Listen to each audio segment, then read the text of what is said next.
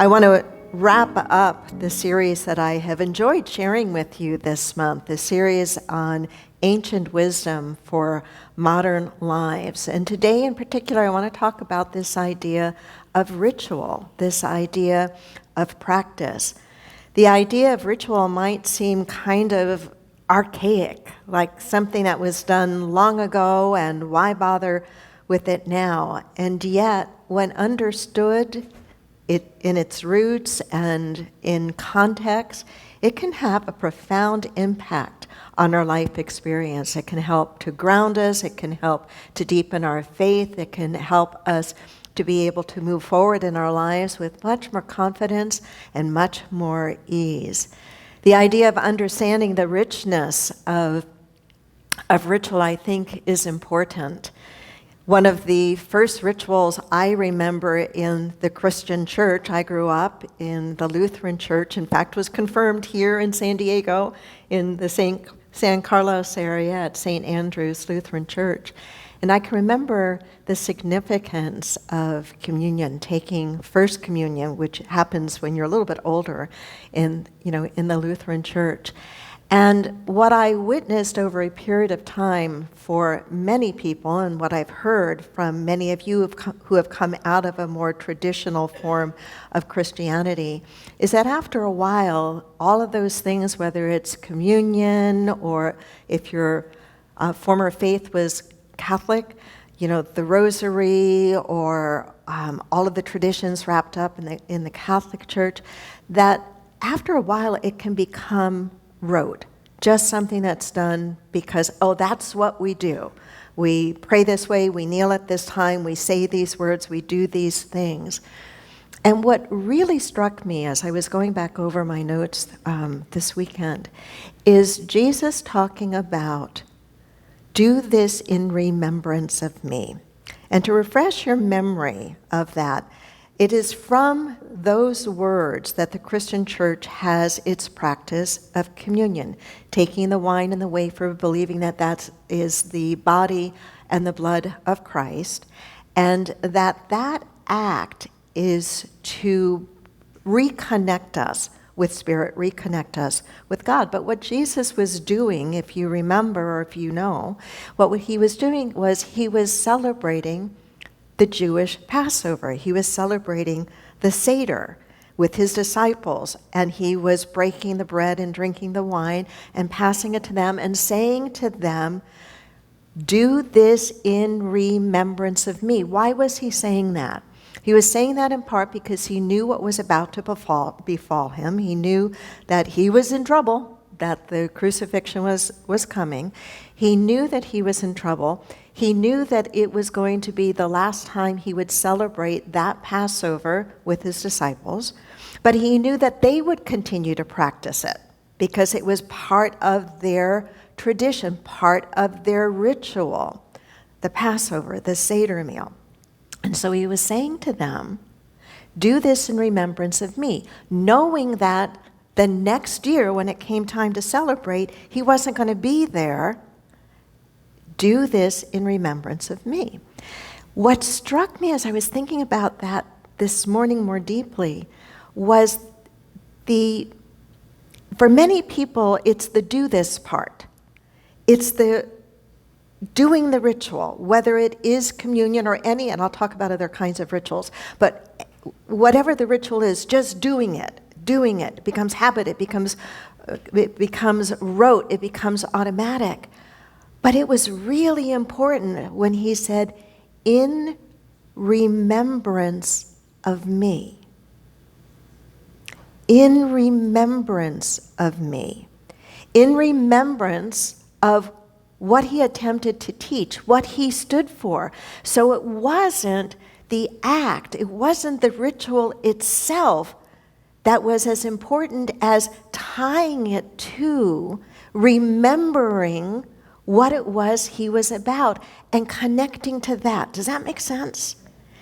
One of the things that I have heard so many times over the years, because most people who find their way into unity from some form of Christianity, and by and large, the majority are former Catholics. They will usually use the phrase with me, a recovering Catholic. And they will, and some of you are chuckling, and I say that with all due respect. My tradition wasn't Catholicism, it was Lutheran. But they'll say to me, I'm a recovering Catholic. And I want to say recovering from what, right?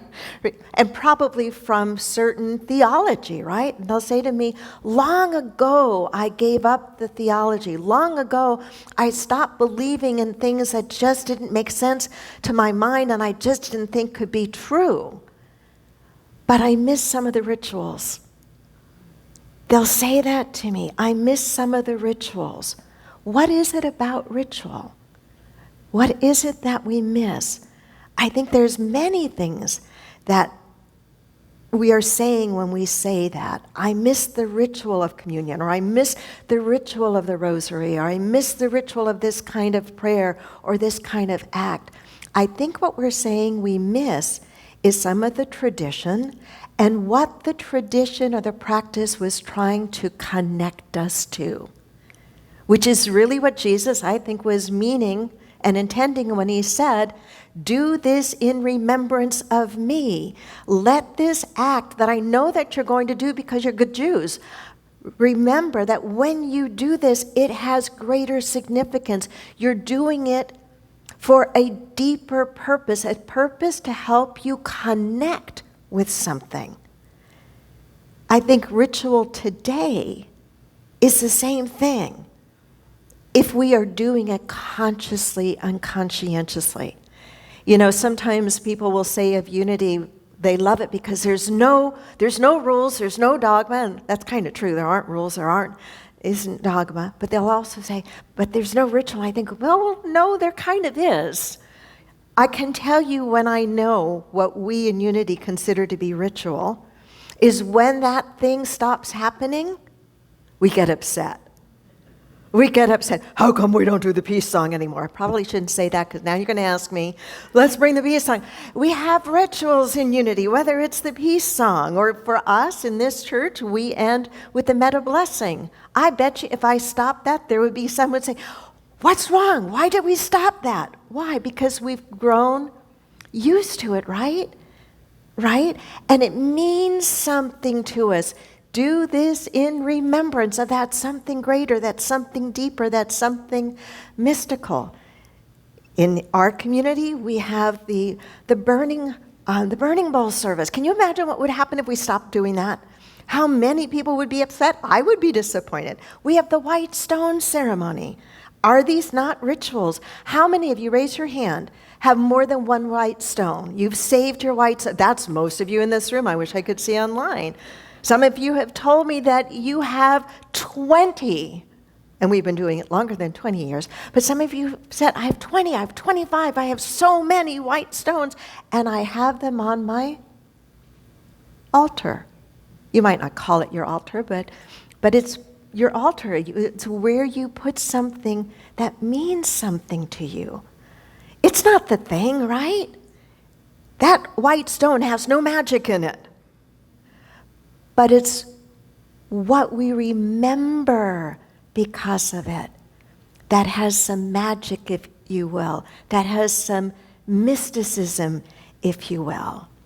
There are all different kinds of ancient ritualistic practices that way predate Christianity and way predate the Seder celebration. We have shamanic traditions that are considered to be perhaps the very, very, very oldest.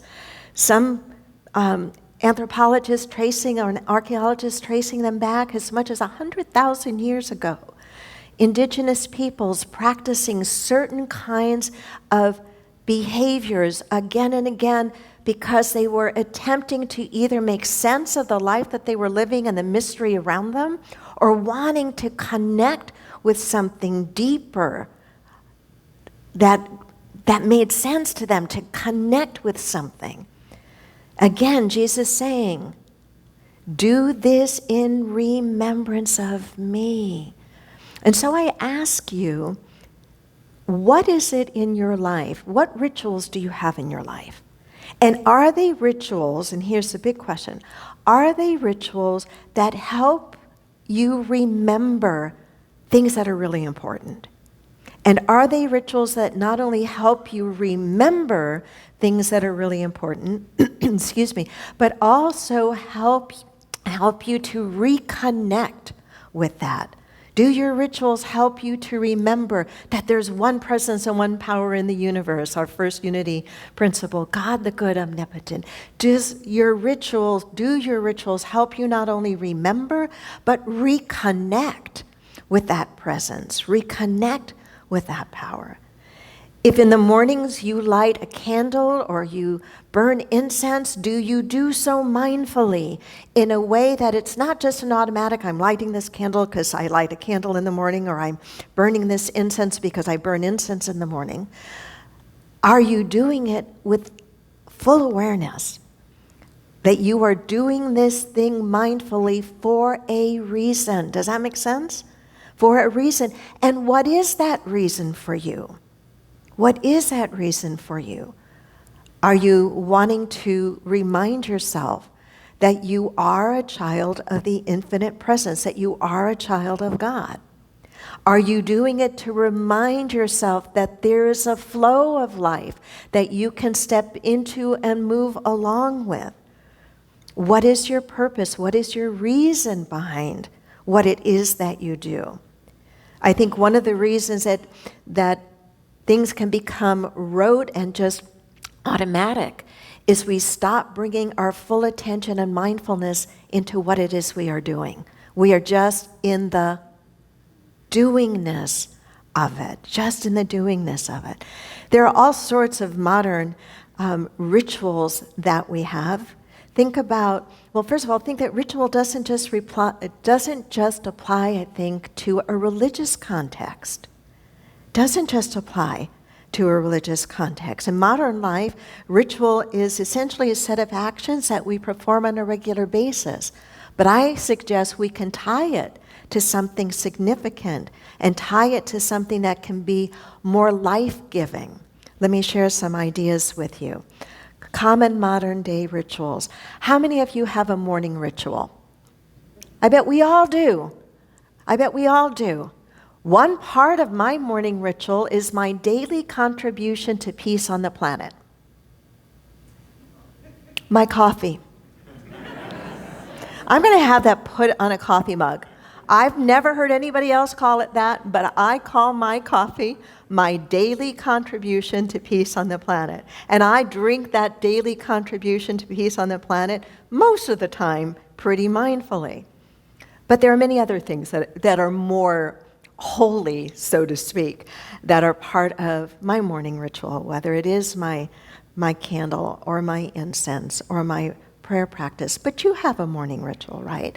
And when you do it, what would happen if you brought even more mindfulness to that practice and really connected it to something like, I am doing this in remembrance of. You fill in the blank. So when you do whatever you do in your morning ritual, I am doing this in remembrance of, or I am doing this to reconnect with.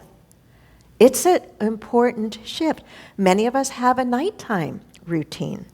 That nighttime routine might include soothing music, or it might include a warm bath, or it might include reading certain kind of material before we go to bed, or making sure that we turn off our screens so that we can let that part of our mind kind of disengage from our electronic devices. We may have routines around our fitness, around our well-being. We may have mealtime routines. If you ask my kids when they were growing up, what was one of our mealtime routines? It was no telephones, and this is before cell phones. This was like, we don't answer the phone. We sit down, no matter what. It doesn't matter if it's a fancy meal, Monday night, rice night. Some of you remember that we did for years and years. But it was that we would come together, mindfully present, for the purpose of connecting and for conversation. but up-leveling whatever it is we do. And this is in part, I think, one of the messages of the song that Jim just sang, Holy Now. What makes it holy is, I believe, the consciousness that we bring to it, the mindfulness that we bring to it. We might have work routines that are a ritual. Mine, on a Sunday morning, I cannot tell you how many years I have always had a bagel on Sunday morning. It's the only day of the week I eat a bagel, although I'm doing intermittent fasting now, and so I don't eat until 11 o'clock. But the bagel is sitting on my desk in my office. Why? It's part of a ritual that anchors me, silly as it may seem, to a routine that says, this is what I do on Sunday to prepare me. Is it the best nutritional choice? No, it's not about that. Are you with me with what I'm talking about here? There are athletes who have very specific routines, very specific rituals that they perform before any competition. It's their way of what? Anchoring themselves and centering them. Some of you are nodding. Centering themselves and grounding themselves, preparing themselves. Again, do this in remembrance of me. Do this in remembrance of. Do this to reconnect with. In our spiritual practice, it is in many ways much less about the thing and everything about the consciousness that we bring to the thing. Let that settle for a moment. In our spiritual practice, it is much less about the thing and much more about the consciousness that we bring to it.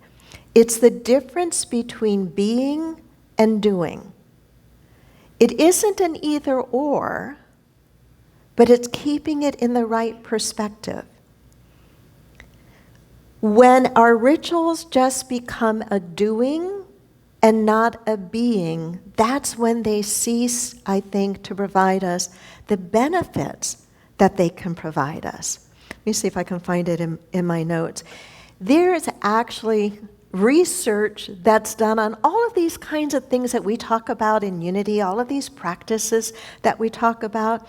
There is a Harvard Business School has done a research on pre-performance rituals among athletes and why it helps them to build their confidence and their strength. There are insights and research done in neuroscience on the benefits of certain kinds of rituals, what they do for us physically, emotionally, and mentally.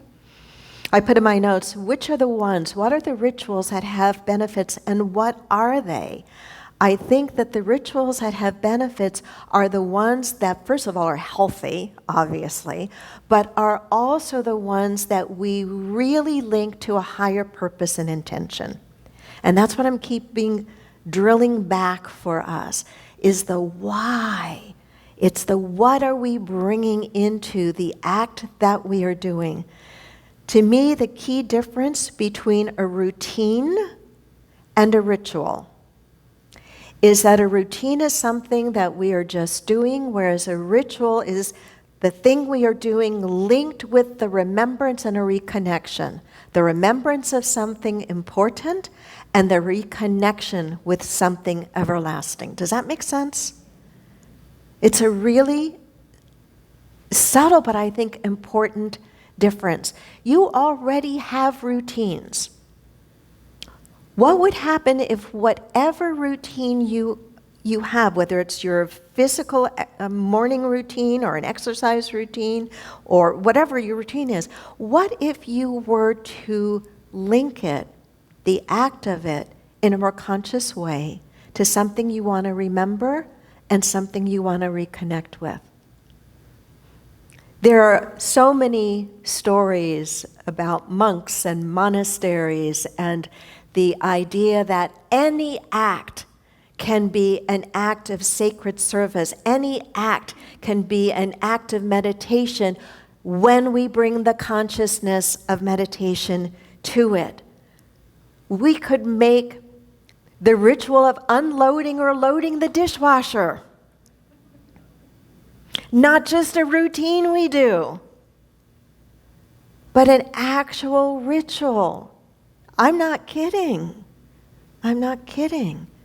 So there's really no excuse for any of us to not enrich our life experience with the benefits of ritual tied to the things that we're already doing.